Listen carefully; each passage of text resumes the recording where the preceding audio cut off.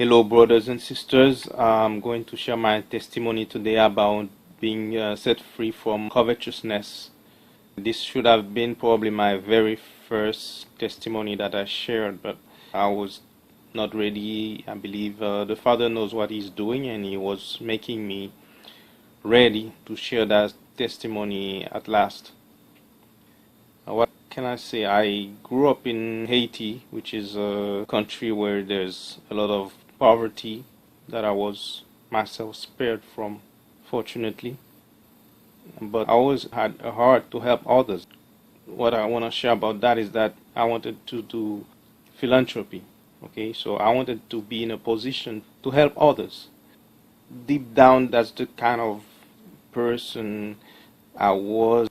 However, when I was about 25, I was at a point where I had some clear personal goals in mind, and career-wise, I was not quite where I wanted to be, and it took me some time to reconcile what I thought I would be doing after my college education with what I was doing, or even what I really wanted to be doing. So I was happy with the jobs I had, but I've always felt like something did not go quite as planned. So the reality was that financially I wasn't where I wanted to be at that point in my life. So I got tempted.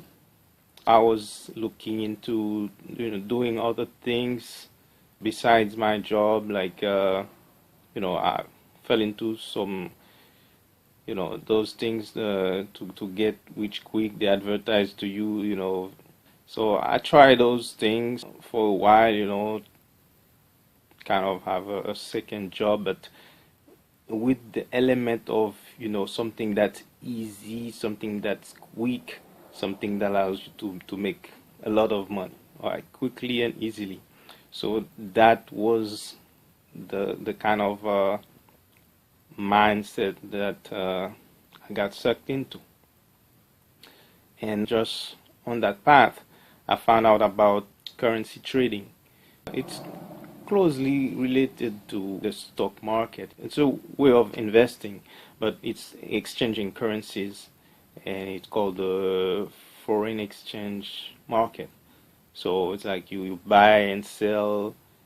You buy at a price, you sell at a higher price, and you make a profit.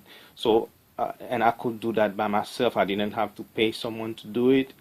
It seems something that any intelligent person could do and make profit of. So that's what I got involved into, and it absorbed my time a whole lot. However, it was not really working for me because it took me some time to analyze to see, okay, something is not working, what's going on.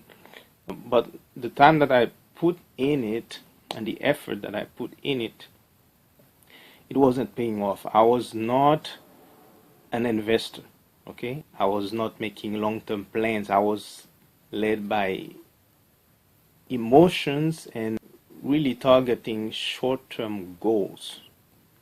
Although I may have a long-term goal that's greater, but deep down I was stuck in emotions that kept me thinking short-term and acting for the short term. So that wasn't really working out, and I was losing money, and it was like a cycle. When you lose money, you're like, okay, I can make it. I'll cover that loss and start making the profit I initially intended to make. So your pride keeps you going like that, okay? And then I also felt like I was an intelligent person, and I should be able to succeed at doing that. And I told myself that lie for way too long. I lost money, and then I used my credit to fund that type of investment, which is nothing other than gambling. That's pretty much what I was doing. I wasn't sitting at a slot machine throwing my life savings away, but that's what I was doing. It was a gamble. I was aiming for some profit, but with no clear expectation of, that I would actually turn out a profit. It was, either you make it or you lose it. At some point, I felt that I understood myself so well that I wanted to write a book for people to do it and succeed. But I wasn't succeeding myself. So I was like ready to admit that, there's something in me that prevents me from succeeding at this, because it's quite simple and rationally you can approach it, but I was not approaching it that way. And it's like an element that I could not shake off my whole approach. There was a emotional element there, and my pride kept me going in circle. Like, you can do it. You can, come on, you can do it, right? But I couldn't, and I wasn't ready to admit that I couldn't. So that cycle went on for some time. I used a lot of credit, and I got into a lot of debt also. So at some point, really, I was working to pretty much pay debt, and I'm totally ashamed of that. I'm totally ashamed of that.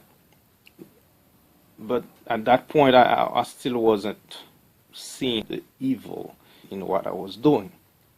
At some point, 2, 3 years into it, I had started higher education. I was going for a graduate degree, but after a couple of semesters, I was so involved in that. I felt like even if the education would help to put me in a better place career-wise, so I could be content, I felt like I was so involved. I felt like I couldn't even concentrate too much on my studies, because I felt it was, I had to choose. I had to choose whether I'm going to be concentrate on making money, a lot of money, real fast, or whether I'm gonna be staying there to finish my studies and go a more sure way, but a slower way.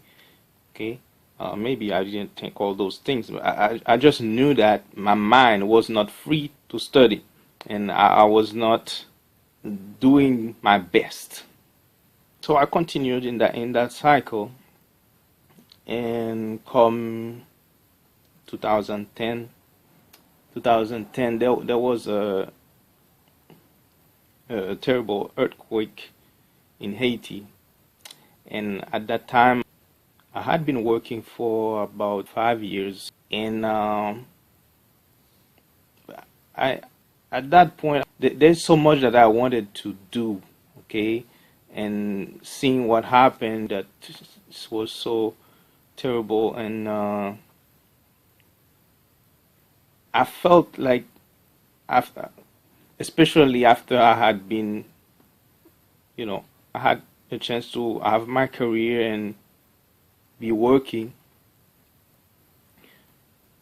I felt like I should be able to do so much more to help, either, I don't care, people that I don't know, or organizations that are helping people there to find shelter, or medical help, anything, rebuilding. There's so much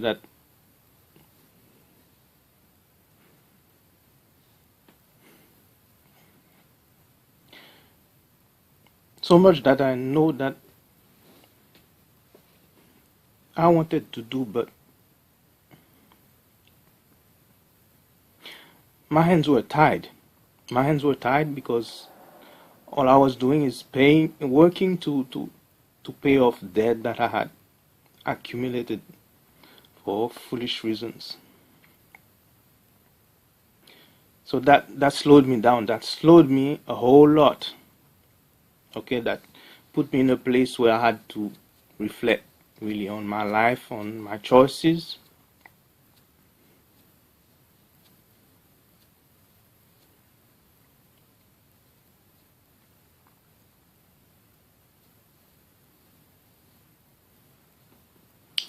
And at that point, I had accumulated a lot of debt, and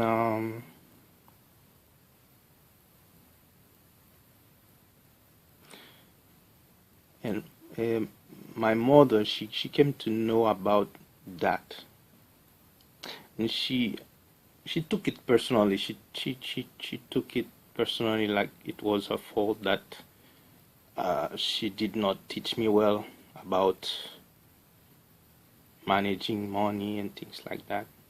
Okay, but um, there are things that I would have done. I would probably have not listened to her. I would have wanted to do things my own way and figure out things my own way, learn my own way,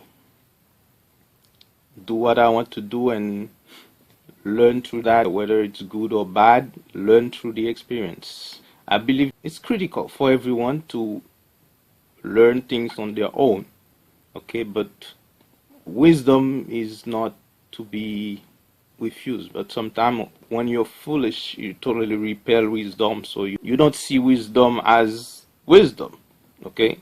It's foolishness to you.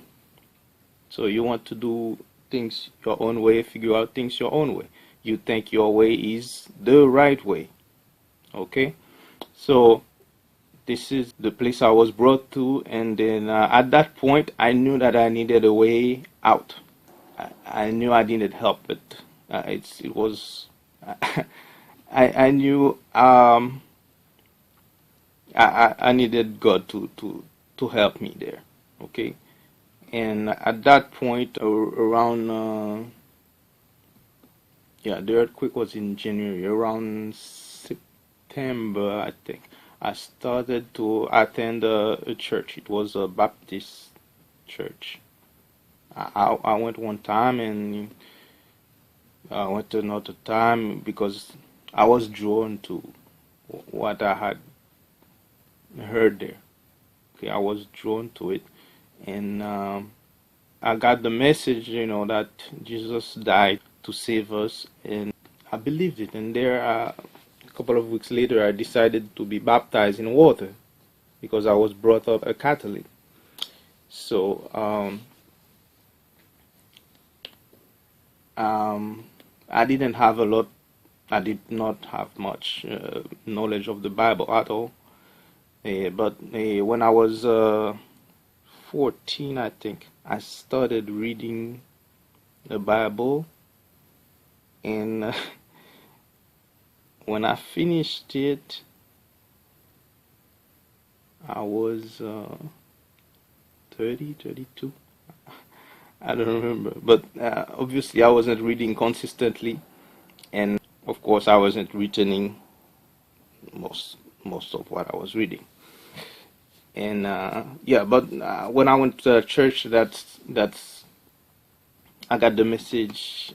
I think that accept Jesus, okay, and that sounded good. So that's what I did, and I decided to be baptized. And for a few weeks they prepared me there, and then I was baptized. That was in 2011 at 31. I was baptized, and then 1 year later, I had started a job soon after that I was baptized. I had moved to another state, and exactly 1 year later, I was laid off. But that was such a deliverance because that job was great career-wise. However, the environment was toxic, and the day that I was laid off, me and another colleague, that day I felt such peace. I felt such joy. It's incredible. I felt a lot of, I felt a peace that I shouldn't have, okay, because I had a lot of debt. I had just lost my job, and I had obviously at that time a lot of plans for my life that definitely were gonna take a setback there. So I was definitely not where at the place where I wanted to be in my life, but I had a peace that surpassed my understanding. I thought that was gonna be just the first day, but that peace stayed there. It stayed with me. It stayed with me, and just less than a month after I was laid off, probably 2 3 weeks. Yeah, I was just online reading an article from someone about tithing. Okay, that person was saying how tithing had blessed him, or he gives and he receives. I don't believe in that right now. Actually, never did. But that's the article I was reading, and he was saying that at some point he had a commitment, okay, and something had come up, and he was uh, discussing whether or not he should still tithe or put that money on that other thing, something like that. That was a kind of that was the testimony that I was reading, and just while I was reading that testimony, something came to me. I came to picture something. Okay, the church that I was attending back a year earlier in Florida, just before I had left, they had some plans to expand the church, do some building and things like just to make it a bigger to accommodate more people, things like that. So that was their plan. And at that moment, what I pictured is that I pictured my debt, okay, the amount that I owed, okay. It's not my savings, my debt. I pictured that. I said, well, that money could probably have built a church, the whole church. I pictured that, and it was like a sword through my heart. I was convicted. I was like, I felt like I did something terrible. Finally, I felt like it was something terrible that I did. I was convicted. At that time, I saw everything. I saw my covetousness, yes, before I actually knew that word. I saw it. I saw my covetousness, my vanity, and my pride all working together. I was in tears. I was in tears crying to God because I knew that at that point I knew that I was a criminal. I knew it. It was God pointing his finger at me like that, and I had no way to warn. I was in tears. I was in tears. I was in the middle of the night, and I cried deeply. I don't think I slept again until maybe before daylight. So that is what I pictured, and that really changed me. That changed me. I knew that like the love of money, or the going after money, the desire to make money or get rich quick or whatnot, all that was dead. That was dead. I didn't want to continue to pursue those things anymore, so I stopped trading. I had slowed down significantly over the last year, actually, but the desire was still in me. So if I had the opportunity, I would have continued the same way. Okay, the reason I slowed down is because, well, the money was tight, and I was slowly starting to open my eyes that I can't keep pouring debt into that and not getting any result, keep hoping the same thing. And it's like I had a lot of faith in something, but I had faith in the wrong thing. I can't say I was a man of faith, but faith in the wrong thing, faith in passing things that don't give you any lasting peace. Okay, but I didn't know better. I thought that's what you have to do, make money and then go on with your life. Okay, so my activities, just doing that trading, that had slowed significantly. So at that point, all the desire was still there until I came to that moment of repentance. I still had that desire in me. So if someone gave me, as a gift, some money, I probably would have poured it into the same thing and throw it all away. Okay, because my heart wasn't changed. Now,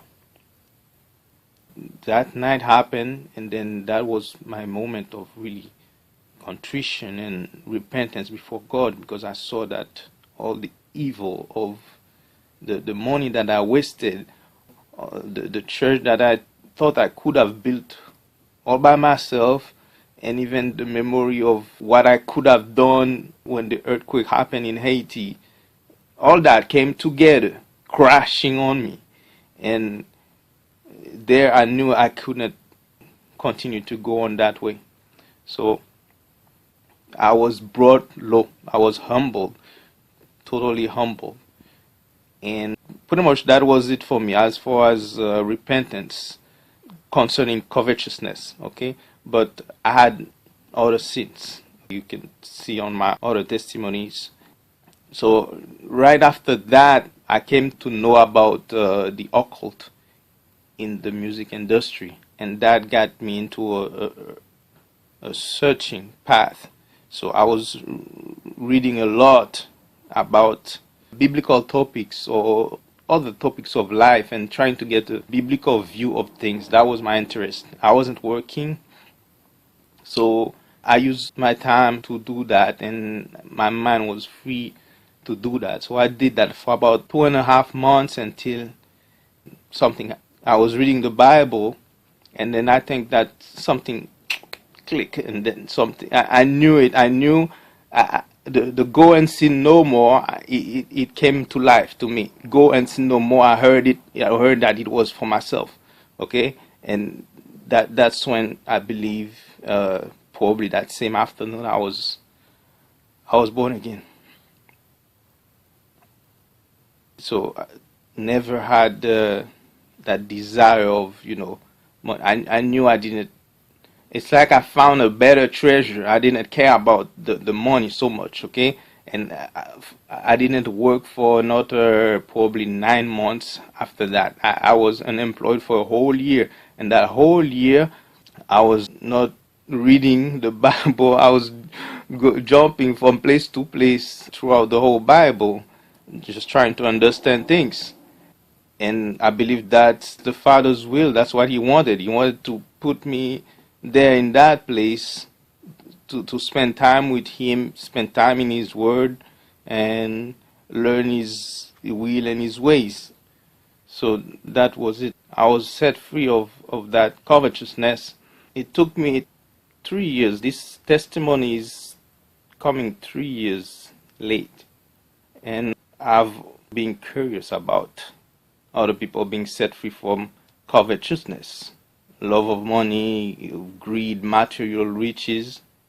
But to my surprise, I'm not finding those so much. Okay, I found one that it's not a testimony, it's a song. It's a song about covetousness, it's just, I think that person made the observation that it's totally neglected as a sin.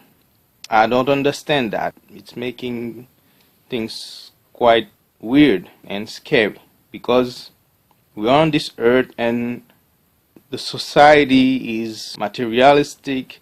Money is valued a whole lot. Money, power, status, all that in a lump together.